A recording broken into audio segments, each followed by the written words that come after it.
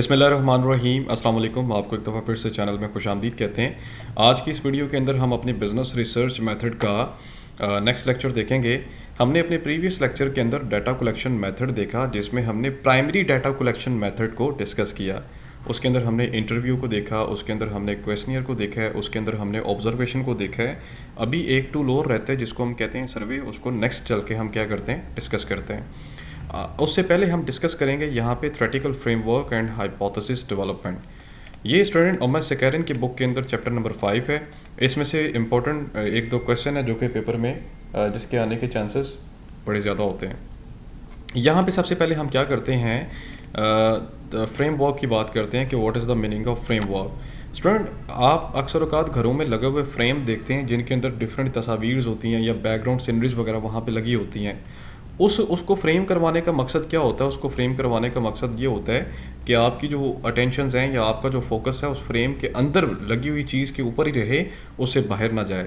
इसी तरह जब हम रिसर्च कर रहे होते हैं तो हमने अपना जो भी काम करना है उसके लिए एक फ्रेमवर्क बना लेना है कि हमारी जो वर्किंग बाउंड्रीज है वो ये है, यहाँ से हमने बाहर नहीं हिलना और यहाँ तक ही रहना है हमने। अब मैं चैप्टर के इंट्रोडक्शन में थोड़ा सा आऊँगा कि हमने जनाब यहाँ पे लिटरेचर रिव्यू वाला क्वेश्चन तो अभी नहीं पढ़ा, लेकिन उससे पहले हाइपोथेसिस वाला हाइपोथेटिको डिडक्टिव वाला क्वेश्चन पढ़ा है, जिसमें हम क्या करते हैं, बहुत ज़्यादा स्टेटमेंट्स को एक ही स्टेटमेंट के अंदर कन्वर्ट कर रहे होते हैं। फिर उससे पहले कुछ स्टडीज़ आती थी जिसको हम क्या करेंगे, बाद में डिस्कस करेंगे। डायरेक्ट चलते हैं अपने थ्योरेटिकल फ्रेमवर्क के ऊपर। वो ये कहते हैं, a theoretical framework represent your beliefs on how certain phenomena on variable phenomena on variable or concepts are related to each other, and explanation of why you believe that these variables are associated with each other. Both model and theory flow logically from the documentations of the previous research is problem area. Integrating your logical belief with the published research, taking into the consideration the boundaries and constraints governing the situation, is pivotal in developing a scientific basis for investigating the research problem.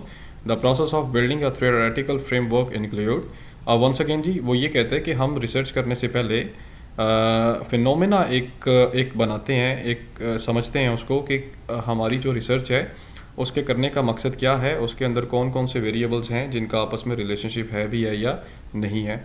अब आगे चल के वो ये कहता है कि इसमें वेरिएबल्स कुछ आ रहे हैं हमारे पास। सबसे पहले जो हमारा बेसिक मकसद है आज का लेक्चर लेने का, कि रिसर्च जो वेरिएबल्स हैं उनको हमने क्या करना है, यहाँ पे डिस्कस करना है। वो ये कहते हैं, a variable is anything that can take on differing on varying the values. Variable कुछ भी हो सकता है जो कि क्या करता है, वैल्यूज़ के दरमियान डिफ़र कर रहा होता है। फॉर एग्ज़ाम्पल मैं ये कहता हूँ कि एक पर्सन के पास सारी चीज़ें मौजूद हैं और वो पर्सन फिर भी काम नहीं कर रहा, तो इसका मतलब क्या है? इसका मतलब ये है कि कोई ना कोई ऐसा वेरिएबल, कोई ना कोई ऐसी चीज़ एग्जिस्ट कर रही है जिसकी वजह से वो बंदा अपना काम मुकम्मल नहीं कर पा रहा। वो ये कहता है कि वो वेरिएबल यूनिट्स की शक्ल में भी हो सकता है, उसकी एब्सेंटिज्म की शक्ल में भी हो सकती हैं, मोटिवेशंस की शक्ल में भी हो सकती हैं, ठीक है, जो कि क्या कर रही होती हैं, उसके काम के अंदर या तो खलल बनती हैं या तो उसके काम को निखार देती हैं। बेसिकली कहता है जी, हमारे वेरिएबल्स की 4 टाइप्स हैं। एक है dependent, independent, moderating and mediating. सबसे पहला जो हमारा वेरिएबल आ रहा है डिपेंडेंट वेरिएबल, उसको हम कहते हैं क्राइटेरियन वेरिएबल, ठीक है। कहता है, a dependent variable is a variable of the primary interest to the researcher. The researchers goals to understand and describe the dependent variable. अगर मैं सिंपल ज़ुबान में स्टूडेंट आपको ये बता दूँ, ये एक ऐसा वेरिएबल होता है जो कि किसी और वेरिएबल के ऊपर डिपेंड कर रहा होता है। फॉर एग्जाम्पल मैं ये कहता हूँ कि मार्केट में अगर प्राइजेस ज़्यादा होती हैं तो उसकी वजह ये है कि लोगों की डिमांड, ये एक जनरल सी बात आपको बता रहा हूँ कि अगर डिमांड होगी तो फिर प्राइसेस जो हैं आपकी इंक्रीज़ होंगी। इसका मतलब ये है कि आपकी प्राइसेस जो हैं वो डिपेंड किस पे कर रही हैं, डिमांड्स के ऊपर। डिमांड किसकी? पब्लिक डिमांड के ऊपर। अब यहाँ पे इसके साथ साथ स्टूडेंट एग्जांपल्स भी होंगी, मैं कोशिश करता हूँ कि इजी वे में आपको इसको अंडरस्टैंड करवाऊँ, ठीक है। तो अभी तो इसकी एग्जांपल जो है वो आगे चल के आएगी, लेकिन आपने क्या करना है कि एक दफ़ा इस केस स्टडी को, इस एग्जांपल को डिस्कस कर लेना है, क्योंकि इसको पढ़ने के बाद आपको पता चलेगा कि डिपेंडेंट वेरिएबल जो है वो क्या होता है। आगे जो है वो ये कहता है, इंडिपेंडेंट वेरिएबल ये ऐसा वेरिएबल होता है जो किसी भी डिपेंडेंट वेरिएबल के अंदर अपना इन्फ्लुएंस रखता है, या तो वो पॉजिटिव वे में रखता है या फिर नेगेटिव वे में रखता है। अब फॉर एग्जांपल घर में जो बुज़ुर्ग होते हैं वो यंगस्टर्स के डिसीजंस के अंदर अपना इन्फ्लुएंस रखते हैं। अक्सर औक़ात उनकी मर्ज़ी होती है तो बच्चा डॉक्टर की तरफ जाता है, नहीं तो इंजीनियरिंग की तरफ जाता है। देखें, वैसे सोचने वाली बात है कि फ़ील्ड बच्चे ने खुद चूज़ या डिसाइड करनी होती है, लेकिन बड़ों के डिसीजंस की वजह से अक्सर वो अपना अपना डिसीजन चेंज कर। इसकी वजह क्या होती है? इसकी वजह ये है कि छोटा डिपेंडेंट है, बड़ा इंडिपेंडेंट है, ठीक है। और वेरिएबल कौन सा है जी? वो बुजुर्गी वाला वेरिएबल उसके अंदर ऐड हो रहा है, जिसकी वजह से बच्चा अपना डिसीजन जो है वो चेंज करता है। ये आसान भाषा में मैंने मिसाल दी है। प्रैक्टिकल एग्जांपल पे आते हैं। यहाँ पे वो ये कहता है कि new product success, stock market price. अब स्टॉक मार्केट प्राइस चेंज होती है, ज़्यादा होती है, कम होती है, उसकी वजह क्या है? न्यू प्रोडक्ट सक्सेस, कि अगर नई प्रोडक्ट में सक्सेस मिलती है या नहीं मिलती। अगर आपकी न्यू प्रोडक्ट जो आपने मार्केट में लॉन्च की है, अगर वो कामयाब होती है, तब जाके आपकी मार्केट प्राइस जो है वो क्या होगी? कामयाब होगी, ठीक है। ये एक मिसाल है। ये देख सकते हैं आप, इंडिपेंडेंट वेरिएबल है और ये आपका कौन सा वेरिएबल है? Dependent variable. ये मिसाल दे रहा हूँ आपको कि अक्सर आप रिसर्च के अंदर ऐसे स्टेटमेंट्स देखेंगे जिनको पढ़ने के बाद आपको ये पता चलेगा कि डिपेंडेंट वेरिएबल इसमें से कौन सा है और इंडिपेंडेंट वेरिएबल कौन सा है। आगे चलते हैं थोड़ा सा क्विकली। मॉडरेटिंग वेरिएबल आ रहा है। मॉडरेटिंग वेरिएबल जो है वो ये कहता है is one that has a strong contingent effect on the independent variable and dependent variables relationship। देखें, मॉडरेट ये एक ऐसा वेरिएबल होता है जो डिपेंडेंट और इंडिपेंडेंट के दरमियान एग्जिस्ट करता है और उसके ताल्लुक को चेंज कर देता है।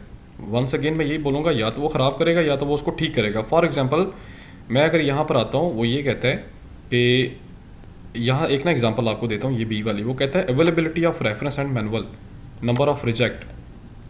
फॉर एग्जांपल अगर ये नंबर ऑफ स्टूडेंट्स बैठे हुए हैं, ठीक है, अगर इनको टाइम के ऊपर मैनुअल्स या कोचिंग वगैरह या एकेडमी या एजुकेशन मिलती है तो ये कम से कम बच्चे फेल होंगे। इसका मतलब ये है कि बच्चों के पास या फेल होने का दारोमदार किसके ऊपर है जी? यहाँ पे कोचिंग सेंटर्स के ऊपर है, एकेडमीज़ के ऊपर है, टीचर्स के ऊपर है। अगर तो ये मैनुअल्स वगैरह या सब कुछ प्रोवाइड करेंगे टाइम पे तो ये फेलियर्स का, लेकिन इसके बावजूद अगर बच्चे फेल हो जाते हैं ना, तो फिर वो कोई तीसरा वेरिएबल होता है। वो क्या? वो ये होता है कि सर जी सारा कुछ मौजूद था, टीचर भी था, मैनुअल, एकेडमी वगैरह सब कुछ था, फिर और बच्चे जो हैं वो फेल इसलिए हुए हैं कि उनका इंटरेस्ट ही नहीं था उस सब्जेक्ट के अंदर, ठीक है। तो ये एक तीसरा वेरिएबल आ गया जो कि बाहर नज़र तो नहीं आता, लेकिन ये एग्जिस्ट कर रहा होता है। और ये देखें, इसने क्या किया कि इसके और इसके रिलेशनशिप को थोड़ा सा मॉडिफाइड कर दिया। इसको हम कहते हैं मॉडरेटिंग वेरिएबल। देखें, बच्चों का इंटरेस्ट, आपका और मेरा इंटरेस्ट अगर क्लैश कर जाए तो हम बात नहीं मानते, इख्तलाफ आ जाता होता है अक्सर औक़ात। तो वो इख्तलाफात जो हैं अक्सर औक़ात सियासी बेस पर भी होते हैं, मजहबी बेस पर भी होते हैं, कि जो कि डिपेंडेंट और इंडिपेंडेंट रिलेशनशिप को थोड़ा सा क्या कर रहे होते हैं? मॉडिफाइड करते हैं, ठीक है। तो फिर हम जनाब क्या करते हैं जी? बच्चों के अंदर इंटरेस्ट पैदा करना शुरू कर देते हैं। उसके बाद थोड़ा सा आगे चलते हैं। यहाँ पे वो ये कहता है difference between independent and moderating variable. इनके दरमियान क्या क्या डिफरेंस होता है? जैसा कि मैंने आपको ये बात बताई कि इंडिपेंडेंट वेरिएबल ये डिपेंडेंट वेरिएबल के अंदर अपना इन्फ्लुएंस रखता है, इसके अंदर एबिलिटी होती है। लेकिन मॉडरेटिंग वेरिएबल जो है ये उस वक्त रूनुमा होता है या उस वक्त इसका पता चलता है जब इंडिपेंडेंट और डिपेंडेंट के दरमियान कोई ना कोई डील चल रही होती है, कोई ना कोई ऐसे मामला चल रहे होते हैं जो कि नहीं अपनी सिमत की तरफ जा रहे होते। तो फिर हम कहते हैं यार आखिर वजह क्या है कि ये दो फरीकैन जो हैं एक बात पे मुतफिक नहीं हो रहे। तो फिर बाद में पता चलता है सर जी तीसरा वेरिएबल भी है कि दोनों का मज़हब भी चेंज है, जिसकी वजह से क्या है जी? दोनों एक कंसेप्ट के ऊपर चलने के लिए तैयार नहीं है। तो ये बेसिकली इनके दरमियान डिफरेंस होता है स्टूडेंट। ये आपकी सेल्फ स्टडी, आप एक दफ़ा इसको पढ़ें, आपकी जो है मैक्सिमम चीज़ें इससे क्लियर हो जाएंगी। थोड़ा सा आगे मज़ीद चलते हैं जी। यहाँ पे फोर्थ वेरिएबल जिसको हम मीडिएटिंग वेरिएबल भी कहते हैं या इंटरवेनिंग वेरिएबल कहते हैं। ये वेरिएबल वंस अगेन जैसा कि नाम से ही जाहिर है ये क्या कर रहा होता है? ये इंटरवेन कर रहा होता है।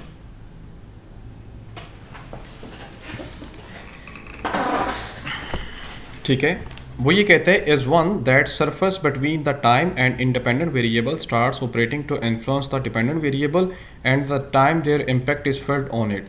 अब ये एक ऐसा वेरिएबल है जो कि क्या करता है? उस सरफेस में एग्जिस्ट करता है। सरफेस से मुराद ये कि जैसे पानी की ऊपर वाली तह नहीं होती, आप पानी के अंदर वॉशिंग पाउडर डालते हैं कपड़े धोने के लिए, तो उसकी झाग जो होती है वो झाग हमेशा नीचे नहीं जाती, वो ऊपर सरफेस में तह वो बह रही होती है। तो इसी तरह ये वाला वेरिएबल भी दोनों वेरिएबल्स के रिलेशन के ऊपर जो है एग्जिस्ट कर रहा होता है उस प्रोसेस के ऊपर, ठीक है। जैसे मैं ये कहता हूँ जैसे जनाब 4 लोग, वैसे तो एक बंदा एक रोटी खाता है, जब 4 लोग मिलकर बैठते हैं तो पता चलते हैं जी 10 रोटियां खा गए हैं। इसका मतलब ये है कि हम एवरेज निकालते हैं जी पर बंदा 3-3 रोटियां खा गया या 2-2 रोटियां खा गया। तो ये वाला जो एक्स्ट्रा था ना कि यार इस बंदे ने एक्स्ट्रा रोटी कैसे खा ली, वो कहते हैं कि यार जब 4 लोग इकट्ठे हुए थे तो जोश ऐसा पैदा हो गया कि जनाब वो खाते क्यों नहीं पता नहीं चला, यानी वो कंपनी उनको ऐसी मिल गई।